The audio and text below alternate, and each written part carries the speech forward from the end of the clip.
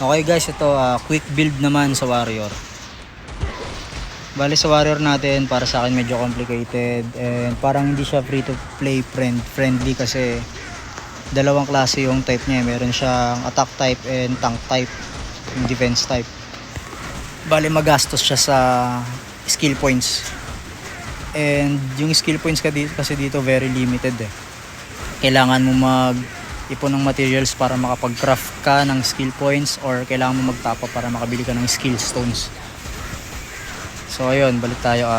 Yung warrior ko kasi naka-attack build siya. Kinuha ko lang yung side ng attack. Hindi ako nagkuha ng defense build skill sa warrior ko. Bale ito, level 1 lang to. Kasi kinuha ko lang to para mabilis yung pag-farm ko, pag-request ko. Kasi AoE skill to eh, DPS damage.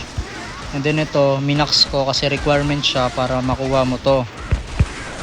Tapos ito naman yung upgrade ng skill 2, minax ko rin para makuha ko yung knockdown function.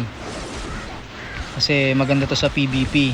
Very effective to lalo pagka magbo-burst, magko-combo ka sa PvP.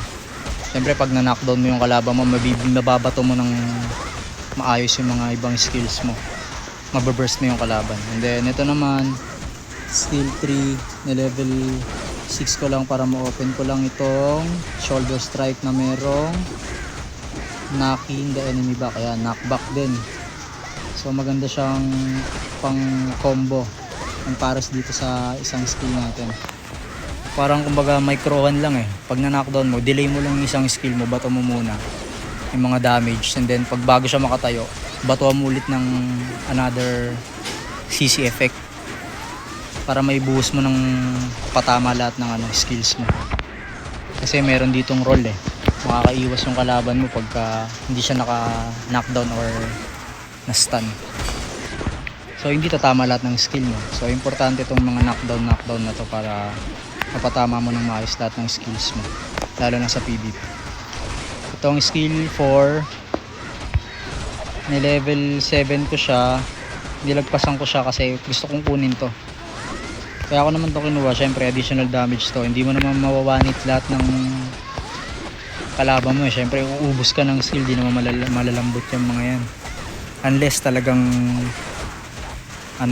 kumakaskas ka, top up donator ka, parang ganun, one top kill. Wala namang ganun dito masyado. Yun, nakakatulong din to para sa PvP, para makabilis ka makapag-clear ng mga mobs. Ito max to, parehas. Kasi ang laki ng nito eh. 40% attack speed tsaka attack power yung binibigay niya. So, sobrang kati mo pagka naka-attack build ka tapos nakapag-buffs ka na ito tapos i-burst mo yung kalaban mo. Talagang pasok yung damage. Sa passive naman, ito, nag-focus lang ako sa attack guys, dun sa gunner ko. Ito, nilagyan ko lang ng tigi-isa. May 6 points pa ako, hindi ko pa ginagalaw, di ko pa alam kung saan ko ilalagay. So, ayun lang.